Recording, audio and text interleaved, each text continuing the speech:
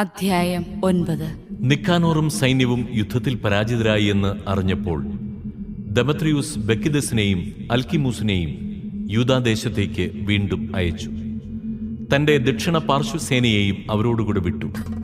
അവർ ഗിൽഗാലിലേക്കുള്ള വഴിയിലൂടെ പോയി മെസാലോത്തിനെതിരെ അർബേലായിൽ പാളയമടിച്ചു. അത് കൈവശപ്പെടുത്തി അനേകം പേരെ വധിച്ചു. 152-ാം ആണ്ട് 1-ാം മാസം അവർ ജെറുസലമിനെതിരെ പാളയമടിച്ചു.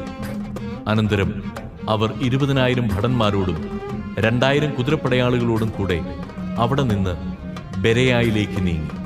അപ്പോൾ യൂദാസ് 3,000 ധീരയോദ്ധാക്കളുമായി യലാസായിൽ പാളയമടിച്ചിരിക്കുകയായിരുന്നു. ശത്രു സൈന്യത്തിന്റെ സംഖ്യാബലം കണ്ട് അവർ അത്യധികം ഭയപ്പെട്ടു. വളരെ പേർ പാളയം വിട്ട് ഓടിപ്പോയി. 800 പേർ മാത്രം അവശേഷിച്ചു. തന്റെ സൈന്യം ചിതറിപ്പോയെന്നും യുദ്ധമാസന്നമായിരിക്കുന്നെന്നും കണ്ടപ്പോൾ യൂദാസിന്റെ മനസ്സിടിഞ്ഞു. കാരണം അവരെ പുനഃസംഘടിപ്പിക്കാൻ സമയമുണ്ടായിരുന്നില്ല. അവൻ വിവശനായി. എങ്കിലും ശേഷിച്ചവരോട് അവൻ പറഞ്ഞു, നമുക്ക് ശത്രുവിനെ നേരിടാം. അവരെ ചെറുക്കാൻ പറ്റുമോ എന്ന് നോക്കാം. പക്ഷേ അവർ അവനെ നിരുത്സാഹപ്പെടുത്തിക്കൊണ്ട് പറഞ്ഞു, നമുക്കതിന് കഴിവില്ല. ജീവൻ രക്ഷിക്കുകയാണ് ഇപ്പോൾ വേണ്ടത്. നമ്മുടെ സഹോദരരുമായി വന്ന് അവരോട് പിന്നീട് യുദ്ധം ചെയ്യാം. ഇപ്പോൾ നമ്മൾ വളരെ കുറച്ചുപേരേ ഉള്ളൂ. എന്നാൽ യൂദാസ് പറഞ്ഞു, ശത്രുവിനെ ഭയന്ന് നാം പലായനം ചെയ്തുകൂടാ. സമയമായെങ്കിൽ സഹോദരന്മാർക്കു വേണ്ടി ധീരതയോടെ നമുക്ക് മരിക്കാം. നമുക്ക് മാനക്കേടുണ്ടാവാൻ ഇടയാകരുത്. ബക്കിദസിന്റെ സൈന്യം പാളയം വിട്ടിറങ്ങി ആക്രമണത്തിന് നിലയുറപ്പിച്ചു. കുതിരപ്പടയെ 2 ഗണമായി വിഭജിച്ചു. കവിണക്കാരും വില്ലാളികളും പ്രധാന പടയാളികളോടുകൂടി മുൻനിരയിൽ നീങ്ങി. ബക്കിദസ് ദക്ഷിണ പാർശ്വസേനയിലായിരുന്നു. ഇരുവശങ്ങളിലുമുള്ള സൈന്യവിഭാഗങ്ങളുടെ മധ്യത്തിലൂടെ കാഹളധ്വനിക്കൊത്ത് കാലാൾപ്പട മുന്നോട്ട് നീങ്ങി. യൂദാസിനോടുകൂടി ഉണ്ടായിരുന്നവരും കാഹളം മുഴക്കി. സൈന്യങ്ങളുടെ ശബ്ദകോലാഹലത്താൽ ഭൂമി പ്രകമ്പനം കൊണ്ടു. പ്രഭാതം മുതൽ പ്രദോഷം വരെ യുദ്ധം നടന്നു. ബക്കിദസും അവന്റെ ശക്തമായ സൈന്യവും വലത്തുവശത്താണെന്ന് യൂദാസ് മനസ്സിലാക്കി. ധൈര്യശാലികളായ എല്ലാ പടയാളികളും യൂദാസിനോട് ചേർന്ന് ശത്രുവിന്റെ ദക്ഷിണ പാർശ്വസേനയെ തോൽപ്പിച്ച് അസോത്തൂസ് മലവരെ ഓടിച്ചു. ദക്ഷിണ പാർശ്വം തകർക്കപ്പെട്ടുവെന്ന് മനസ്സിലാക്കിയ വാമപാർശ്വസേന തിരിഞ്ഞുവന്ന് യൂദാസിന്റെയും കൂട്ടരുടെയും പിന്നാലെയെത്തി. യുദ്ധം ഭീകരമായി. ഇരുഭാഗങ്ങളിലും അനേകം പേർ മുറിവേറ്റു വീണു. യൂദാസും നിലം പതിച്ചു. ശേഷിച്ചവർ പലായനം ചെയ്തു. ജോനാഥാനും ശിമെയോനും തങ്ങളുടെ സഹോദരൻ യൂദാസിനെ എടുത്തുകൊണ്ടുപോയി തങ്ങളുടെ പിതാക്കന്മാരുടെ മൊദൈനിലുള്ള കല്ലറയിൽ സംസ്കരിച്ചു. അവനെ ഓർത്ത് അവർ കരഞ്ഞു. ഇസ്രായേൽ ഒന്നടങ്കം ദുഃഖമാചരിച്ചു. വളരെ നാളുകൾ അവർ ഇങ്ങനെ വിലപിച്ചുകൊണ്ടിരുന്നു. ഇസ്രായേലിന്റെ രക്ഷകനായ ശക്തൻ പതിച്ചതെങ്ങനെ? യൂദാസിന്റെ മറ്റു ചെയ്തികളും അവൻ നടത്തിയ യുദ്ധങ്ങളും ധീരപ്രവൃത്തികളും അവന്റെ മഹത്വവും ഇവിടെ രേഖപ്പെടുത്തിയിട്ടില്ല. അവ അത്രയ്ക്ക് അധികമാണ്.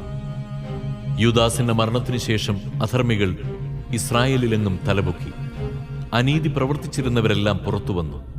അക്കാലത്ത് വലിയൊരു ക്ഷാമമുണ്ടായി. അപ്പോൾ അവരോടൊപ്പം രാജ്യവും ശത്രുപക്ഷത്ത് ചേർന്നു. ബക്കിദസ് അധർമ്മികളെ തിരഞ്ഞെടുത്ത് രാജ്യത്തിന്റെ ഭരണച്ചുമതല ഏൽപ്പിച്ചു. യൂദാസിന്റെ സ്നേഹിതരെ തിരഞ്ഞുപിടിച്ച് അവർ ബക്കിദസിന്റെ അടുത്ത് കൊണ്ടുവന്നു.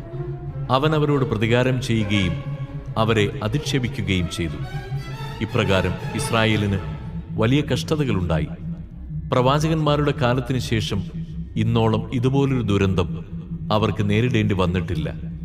യൂദാസിന്റെ സ്നേഹിതന്മാർ ഒന്നിച്ചുകൂടി ജോനാഥാന്റെ അടുക്കൽ വന്നു പറഞ്ഞു, നിന്റെ സഹോദരൻ യൂദാസിന്റെ മരണത്തിന് ശേഷം നമ്മുടെ ശത്രുക്കൾക്കും ബക്കിദസിനുമെതിരെ പോരാടാനും നമ്മെ വെറുക്കുന്ന നമ്മുടെ ജനത്തിൽപ്പെട്ടവരെ വേണ്ട വിധം നേരിടാനും അവനെ പോലെ ആരും നമുക്കില്ല. അതിനാൽ ഞങ്ങൾക്ക് വേണ്ടി പൊരുതാൻ അവന് പകരം ഞങ്ങളുടെ ഭരണകർത്താവും നേതാവുമായി ഞങ്ങൾ ഇന്ന് നിന്നെ തെരഞ്ഞെടുത്തിരിക്കുന്നു. ജോനാഥാൻ നേതൃത്വം സ്വീകരിക്കുകയും സ്വസഹോദരൻ യൂദാസിന്റെ സ്ഥാനം ഏറ്റെടുക്കുകയും ചെയ്തു.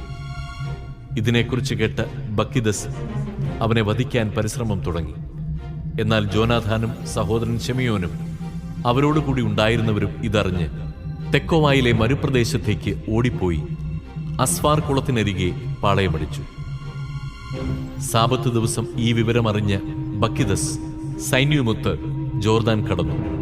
ഏറെ ഉണ്ടായിരുന്ന തങ്ങളുടെ സാധന സാമഗ്രികൾ സൂക്ഷിക്കാൻ സ്നേഹിതരായ നബത്തേയരോട് അഭ്യർത്ഥിക്കുന്നതിന് ജോനാഥാൻ സ്വസഹോദരനെ ജനത്തിന്റെ നേതാവായി അയച്ചു.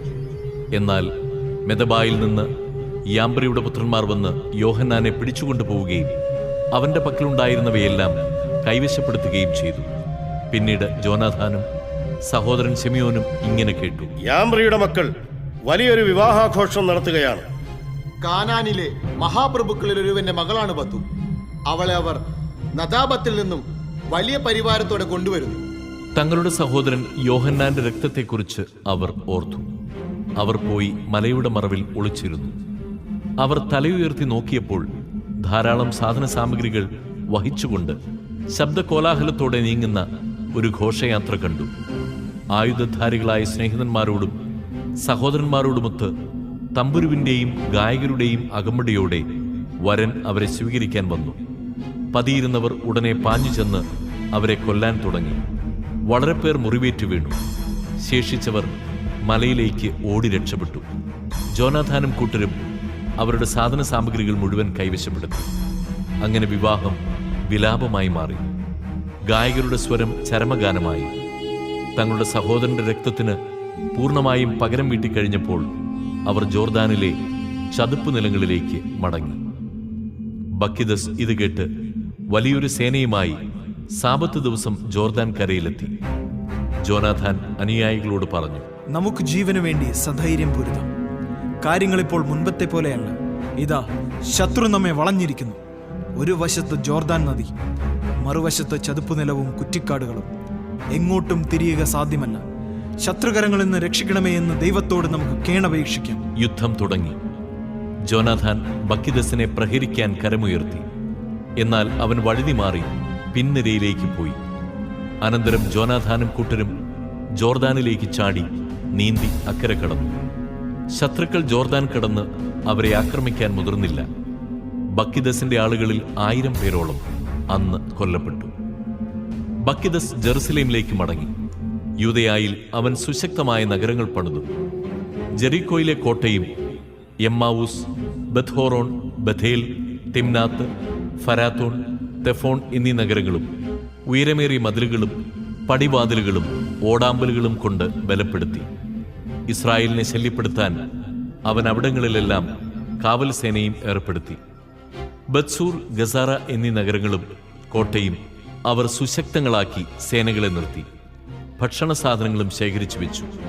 നാട്ടുപ്രമാണികളുടെ പുത്രന്മാരെ പിടിച്ച് ആൾ ജാമ്യമായി ജെറുസലേം കോട്ടയിൽ അടച്ച് കാവലേർപ്പെടുത്തുകയും ചെയ്തു. 153 ആണ്ട് 2-ാം മാസം ദേവാലയാങ്കണത്തിന്റെ ഭിത്തികൾ ഇടിച്ചു തകർക്കാൻ അൽക്കിമൂസ് കൽപ്പന നൽകി. പ്രവാചകന്മാരുടെ പ്രയത്നം അവൻ നിഷ്ഫലമാക്കി. പക്ഷേ അവനത് തകർക്കാൻ തുടങ്ങിയതേയുള്ളൂ. അപ്പോൾ അവന് കനത്ത ഒരാഘാതമേറ്റു. അവന്റെ ജോലിക്ക് വിഘ്നമുണ്ടായി. അധരം ചലിക്കാതെയായി. അവൻ തളർവാദ രോഗിയായി. തന്റെ ഭവനത്തെ സംബന്ധിച്ച് എന്തെങ്കിലും ആജ്ഞ നൽകാൻ അവന് കഴിയാതെയായി. താമസിയാതെ ദുസ്സഹമായ വേദന സഹിച്ച് അവൻ മരണമടഞ്ഞു.